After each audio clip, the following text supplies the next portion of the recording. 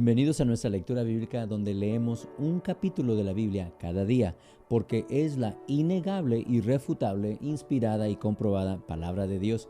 Si tienes tu diario de Eclesía, busca la página 186 donde encontrarás el índice de nuestra lectura. Busca la fecha de este día y lee las escrituras de las columnas designadas. También encontrarás en la página número 3 ejemplo de cómo utilizar este diario usando el acrónimo LEAS, L-E-A-S. Nuestro refrán en nuestra congregación: es bueno que leas. L es la lectura de lo que estás leyendo en este día. E es explicación o explicar lo que leíste, que el Espíritu Santo resaltó en tu espíritu. A es aplicación, escribir de una manera cómo vas a aplicar esa lectura. Y la S es súplica, en una forma de oración, de súplica a nuestro Padre Celestial. Ayuda para aplicar lo que expliqué de la lectura que el Espíritu Santo resaltó. Ahí está, cómo hacer y utilizar este diario para tu beneficio. Mira, te invito a hacerle like en Facebook y en YouTube a esta programación. Eso nos ayuda a compartir esta programación a más personas. Si todavía no lo has hecho, suscríbete a nuestro canal de YouTube y aplasta la campanita para ser recordado automáticamente cuando sale nueva programación. Invita a un amigo que participe contigo en solo un capítulo al día. Yo estaré leyendo de la Nueva Traducción Viviente. Tú puedes escoger la versión preferida. Hoy estaremos leyendo en el libro de Romanos, capítulo 6, verso el 1 al 23. Solamente 23 versículos de la Biblia en esta sesión. Pero antes de hacer eso, como es nuestra costumbre, si puedes inclinar tu rostro, cerrar tus ojos. Si no vas manejando, ahí vamos a orar juntos. Padre Celestial, aún levantando nuestras manos, pero más que eso, levantando nuestra fe, que hay un Dios que responde a nuestra petición. Señor, el Antiguo Testamento dice que todos los que claman a ti, tú les responderás y les demostrarás, Señor, maravillas, tesoros, secretos, misterios. Y en este día, al abrir tu palabra, Señor, reconocemos que aquí está injertada tu promesa que vive, Señor, y es infalible, es inconfundible. Y pedimos la compañía del Espíritu Santo, nuestro guía, a través de esta revelación. Y en el nombre del Padre, de su Hijo Jesucristo, y bajo el poder del Espíritu Santo, declaramos amén. Ahí donde estás tú, por favor, declara verbalmente, decláralo en la atmósfera alrededor tuyo. Declara hasta el perro, decláraselo. Amén. Así es la palabra de Dios. Mira, y estamos en este bello libro de Romanos. Frank nos ha encaminado en ciertos capítulos, pero yo voy a darle un vistazo de nuevo a esos capítulos, no para corregir nada, no es simplemente para decir, en el capítulo 1, leímos una sección que hablaba de la buena noticia de Dios. Este libro está repleto de las buenas nuevas, del evangelio. Y a un verso 16 dice: pues no me avergüenzo de la buena noticia acerca de Cristo, porque es el poder. Digan conmigo poder. Chateen conmigo poder ahí con su teléfono, en su computadora, a través de todas las plataformas de redes sociales. Pongan el poder de Dios en acción para salvar a todos los que creen, a los judíos primero y también a los gentiles. Pueden chatear conmigo, yo soy gentil y esta promesa de este poder es para mí. La próxima sección, el capítulo 1, leímos la ira de Dios contra el pecado.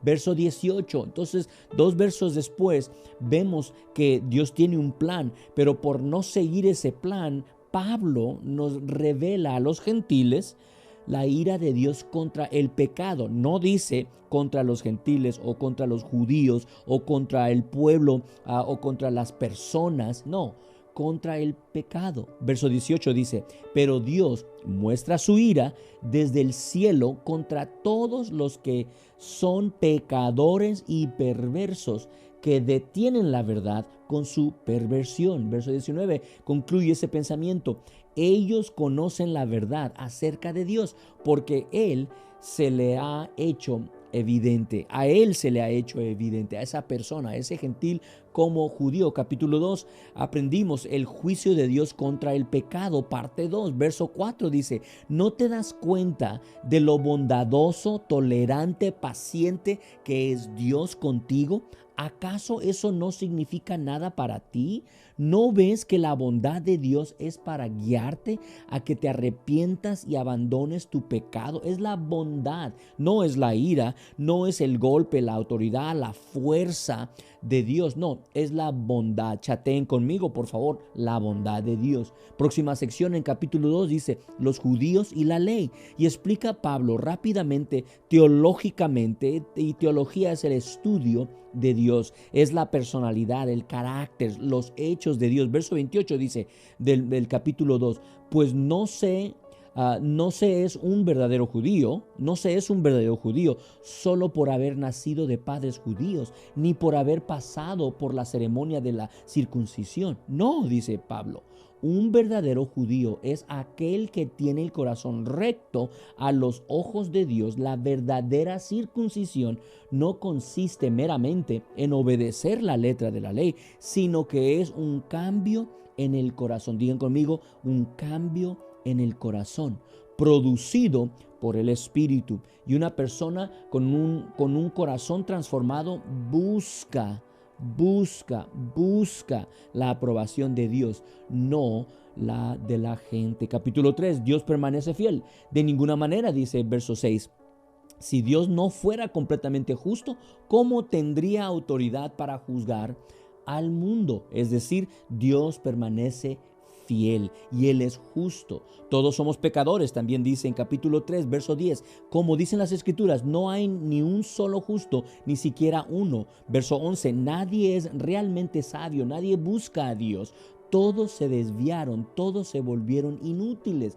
No hay ni uno que haga lo bueno, ni uno solo, confirma Pablo. Cristo sufrió nuestro castigo, la próxima sección, verso 23, pues todos hemos pecado, nadie puede alcanzar la meta gloriosa establecida por Dios. Sin embargo, en su gracia, digan conmigo, en su gracia. Verbalmente explícale a tu cuerpo, es la gracia de Dios que te permitió, cuerpecito, despertarte esta mañana, trabajar, tener suficiente salud para trabajar, para poder producir las riquezas, para poder caminar en este ambiente. Sin embargo, en su gracia, Dios gratuitamente nos hace justos a sus ojos por medio de Cristo Jesús, quien nos liberó del castigo de nuestros pecados. Digan, ese es mi Salvador. Digan eso conmigo, eso es mi Salvador. Capítulo 4, aprendimos sobre lo que es la fe a través de la vida de Abraham.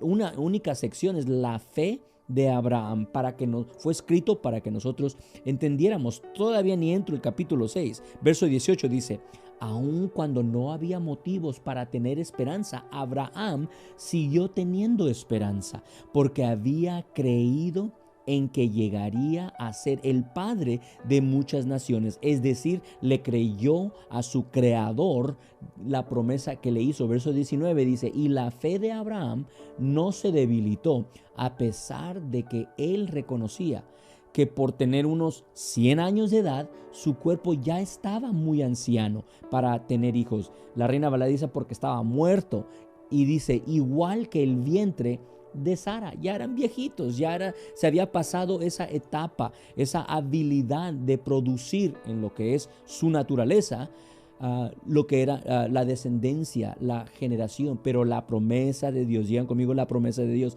Y capítulo 5 continúa, la fe produce alegría. Si tienes fe, real fe, puedes tener alegría, puedes gozarte en todo tiempo y a través de todo tiempo te puedes gozar. La fe produce alegría. Verso 2 dice, debido a nuestra fe, Cristo nos hizo entrar en este lugar de privilegio inmerecido en el cual ahora permanecemos y esperamos con confianza y alegría participar de la gloria de Dios. Aún también en esos primeros 5 versículos habla que ahora, antes éramos enemigos, pero ahora tenemos paz con Dios y la paz de Dios, que son dos diferentes cosas, y tienes que leer capítulo 5 y también Filipenses para entender de lo que estoy hablando. Pero la última sección en capítulo 5, comparación entre Adán y Cristo. verso 15. Pero hay una gran diferencia entre el pecado de Adán y el regalo. ¿Pecado o regalo? ¿Cuál es el tuyo? Dice, hay una gran diferencia entre el pecado de Adán y el regalo del favor inmerecido de Dios.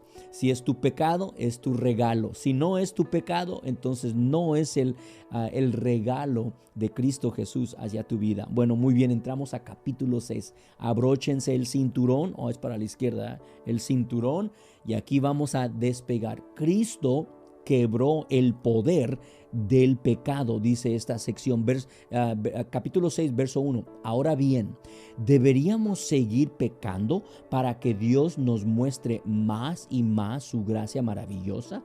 Qué pregunta para iniciar por todo lo que acaba de describir, y aún en particular el capítulo 5 en la diferencia entre Adán y Jesucristo. Él despega, el primer tiro lo dispara diciendo, deberíamos que seguir pecando entonces, porque mira, tú hablas de esta gracia, entonces yo voy a seguir pecando porque hay gracia, y si peco más, hay más gracia. Y él dice, verso 2, por supuesto que no deberíamos seguir pecando, nosotros hemos muerto al pecado. Entonces, dice, ¿cómo es posible que sigamos viviendo en pecado? Ahora, eso es decir, estamos muertos en nuestro espíritu al pecado, pero el apetito de la carne todavía se enrolla, se enreda en nuestros miembros, en este cuerpo, en esta carne. Verso 3 dice, ¿o acaso olvidaron que cuando fuimos unidos a Cristo Jesús en el bautismo nos unimos a Él en su muerte? Ahí está. Aún el bautismo es una metafórica, un símbolo de morir a nuestros deseos, a nuestros apetitos junto con Cristo, y para ser resucitados. Entonces, si el bautismo es como símbolo lo que Jesucristo vivió en la carne, donde fue crucificado, enterrado y en el tercer día resucitó de entre los muertos, ahí es donde nosotros tenemos el poder de resucitar junto con Jesucristo. De nuevo, verso 3. ¿O acaso olvidaron que cuando fuimos unidos a Cristo Jesús en el bautismo, nos unimos a Él en su muerte? Dice Pablo. Pues, verso 4, hemos muerto y fuimos sepultados con Cristo mediante el bautismo, y tal como Cristo fue levantado de los muertos. Ahora, no está hablando del bautismo, está hablando de que resucitó literalmente de entre los muertos. Y tal como Cristo fue levantado de los muertos por el poder glorioso del Padre, ahora nosotros también podemos vivir una vida nueva. Digan conmigo, #vida nueva. Yo soy nueva criatura, y aún como dice Jesús Adán Romero, porque lo declara la Escritura, y aquí está la evidencia de eso, que tenemos una vida nueva porque hemos resucitado de nuevo. Verso 5, dado que fuimos unidos a Él en su muerte, también seremos resucitados como Él. Entonces ahí está, el primero alude a lo que es el bautismo en agua, y aún Jesucristo enseñó de que deberíamos hacer discípulos y bautizarlos. Entonces ahí está Pablo, que él también fue bautizado cuando Ananías oró por él y declaró, profetizó sobre la vida de Pablo. Inmediatamente dice que él se levantó, recibió su vista y aceptó a Cristo. Ya sabíamos que había hecho, pero se bautizó y después comió. Después de un largo tiempo sin tener su vista y estar en ayunas, en oración, estar en las tinieblas o confundido, no saber dónde estaba, se levantó y se bautizó inmediatamente. Y por eso aquí ahora alude que ese bautismo es igual a lo que es la resurrección corporal en lo físico de Cristo Jesús, que eventualmente nosotros gozaremos, o en el rapto donde Él nos va a llevar, o después de la muerte donde vamos a resucitar y conocerlo así como somos conocidos nosotros. Entonces dice verso 5, dado que fuimos unidos a Él, a Cristo, en su muerte, también seremos resucitados como Él. Sabemos que nuestro antiguo ser pecaminoso fue crucificado con Cristo para que el pecado perdiera su poder en nuestra vida. Ya no somos esclavos del pecado. Mira, alguien, si te vas a agarrar un tatuaje, pone eso ahí orgullosamente: ya no soy esclavo del pecado. Cómprate la camiseta, la gorra, qué sé yo, para anunciar: ya no soy esclavo del pecado, porque mi pecado, como mi cuerpo, como los apetitos, fueron crucificados en esa cruz. Y Jesucristo dice: si me sigues a mí, debes que tomar tu cruz y te tienes que negar a ti mismo, tienes que negar a esos apetitos. Verso 7 dice: pues cuando morimos con Cristo, fuimos liberados del poder del pecado, y dado que morimos con Cristo, sabemos que también viviremos con Él. Ahí acentúa, lo marca, remata ese gol y lo dice de nuevo, verso 9. Estamos seguros de eso, porque Cristo fue levantado de los muertos y nunca más volverá a morir. La muerte ya no tiene ningún poder sobre él, porque alguien que ya murió pero resucitó, entonces la muerte ya no tiene control, ya no tiene influencia, ya no tiene, dice, la muerte ya no tiene ningún poder sobre Cristo Jesús. Verso 10, cuando él murió, hablando de Cristo, murió una sola vez. Hebreos dice: una vez y para siempre. Entonces de eso sabemos que esa declaración es para nosotros también, a fin de quebrar el poder del pecado. Pero ahora que Él vive para la gloria de Dios. Así también ustedes deberían considerar muertos al poder, considerarse muertos al poder del pecado, y vivos para Dios por medio de Cristo Jesús. No permitan que el pecado controle la manera en que viven. Se me hace muy interesante lo que la autoridad que tenemos, porque somos uno con Cristo Jesús y Él ya crucificó el poder de la muerte. Entonces también nosotros tenemos la autoridad de no permitir, como si fuera una decisión. Pablo dice: no permitan. Cuando alguien no me permite entrar a un lado, es decir, o le voy a creer porque tiene autoridad, o yo le voy a sacar la vuelta porque esa persona o esa cosa que no me permite no tiene autoridad sobre mí. Ahora lo voy a poner en lo positivo: no permitan que el pecado controle la manera en que viven. Es decir, es tu opción, es tu decisión, y es mejor que eso, es tu fe, que no permite que el pecado te controle. ¿Por qué? Porque ya no somos esclavos, ya no somos esclavos a lo que es el apetito o el deseo del pecado. La última parte de verso 12 dice: no caigan ante los deseos pecaminosos. No dejen que ninguna parte de su cuerpo, otra vez, ninguna parte de su cuerpo se convierta en instrumento del mal para servir al pecado. Entonces, ese es tu deseo. Entonces no lo vas a permitir que tus mentes, tus ojos, tus oídos, tu lengua, santo Dios. Y primero comienzo ahí con la lengua, ¿verdad? ¿Quién no sufre con el efecto y este miembro que puede ser usado para el mal más que nuestra lengua? No hay otro miembro como la lengua. Un Santiago nos dice eso, pero aquí Pablo dice que no se convierta, no permita que se convierta en un instrumento del mal para servir al pecado. En cambio, digan conmigo: en cambio. Ahí pueden poner however si quieren. En cambio o en intercambio, entréguense completamente a Dios, porque antes estaban muertos, pero ahora tienen una vida nueva.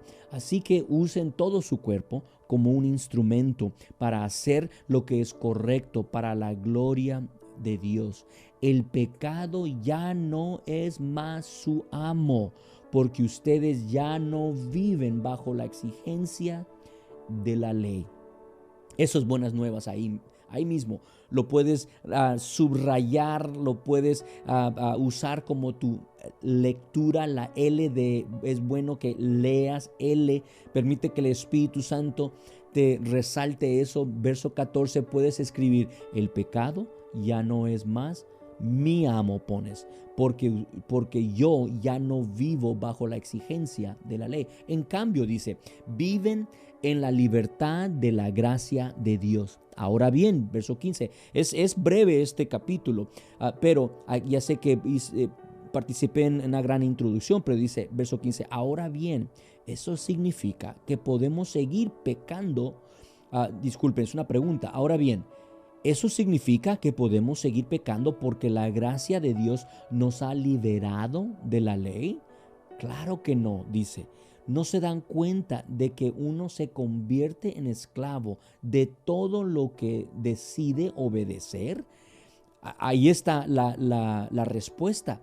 No se dan cuenta, verso 16, de que uno se convierte en esclavo de todo lo que decide obedecer. Entonces, en lo que te enfocas, en lo que sigues, en lo que permites que haya influencia sobre tu vida, se convierte en tu amo, en lo que te guía. Si lo obedeces, ahora te controla. Y dice, uno puede ser esclavo del pecado, lo cual lleva a la muerte, o puede decidir obedecer a Dios, lo cual lleva a una vida recta. Si obedeces al pecado o los apetitos de tu carne, tu cuerpo te lleva hacia la muerte, pero por obedecer a Dios nos lleva a una vida recta. Verso 17, antes ustedes eran esclavos del pecado, pero gracias a Dios ahora obedecen de todo corazón la enseñanza que les hemos dado. Ahora son libres. Puedes chatear conmigo, soy libre. Dilo ahí, soy libre, soy libre. ¿Cuántas veces lo quieras decir? Soy libre de la esclavitud del pecado y se han hecho esclavos de la vida recta. Bueno, ahí está un intercambio de lo que sería el pecado a la vida recta. Tú escoge. Uso la ilustración de la esclavitud para ayudarlos a entender todo esto, porque la naturaleza humana de ustedes es débil. Yo me incluyo ahí, yo estoy recibiendo de este gran maestro, este gran ayo, el apóstol a los gentiles. Yo recibo eso no como que me está condenando o me está hablando como un niñito, no. Yo lo reconozco que tengo que aprender teológicamente lo que Dios habla y nos ha revelado a través de Pablo. Dice, uso esa ilustración de la esclavitud para ayudarlos a entender todo esto, porque la naturaleza humana de ustedes es débil. En el pasado se dejaron esclavizar por la impureza y el desenfreno, lo cual los hundió aún más en el pecado. Ahora deben entregarse como esclavos a la vida recta para llegar a ser santos. Verso 20, cuando eran esclavos del pecado, estaban libres de la obligación de hacer lo correcto. Verso 21, ¿y cuál fue la consecuencia? Dice, que ahora están avergonzados de las cosas que solían hacer, cosas que terminan en la condenación eterna. Pero ahora quedaron libres del pecado, del poder del pecado, y se han hecho esclavos de Dios. Ahora hacen las cosas que llevan a la santidad y que dan como resultado la vida eterna. Verso 23. Romanos 6, 23. Pues la paga que deja el pecado es la muerte, pero el regalo que Dios da es la vida eterna por medio de Cristo Jesús nuestro Señor. Aseguradamente lo has escuchado de la Reina Valera en el pasado. Estoy leyendo de la Nueva Traducción Viviente, pero mira, este capítulo, por favor, léelo de nuevo. Ponlo ahí, que la Biblia de tu teléfono te lo describa en Reina Valera o otra versión que lo pueda leer en voz alta, para que tu mente esté libre de pensar cuál porción me está ayudando aquí. O si prefieres leerlo y subrayar, poner círculo sobre ciertos refranes, dichos, escrituras o algo que resalta el Espíritu Santo, hazlo. Este capítulo 6 es tremendo. En preparación, yo sé que no es gran revelación, pero en preparación al capítulo 7. Mañana estaremos leyendo el capítulo 7 y vamos a aprender que hay 3 partes. Somos ser trino, espíritu, alma y cuerpo. Y las 3 partes se tienen que alinear y aprender esta verdad. El cuerpo es caprichoso, la carne es caprichosa y quiere comer, quiere recibir lo que desea, lo que le apetece a su tiempo desenfrenado, hacer lo que desea. Bueno, los dejo ahí para que se unan conmigo mañana para un capítulo más que leemos todos juntos. Dios te bendiga, nos vemos la próxima vez.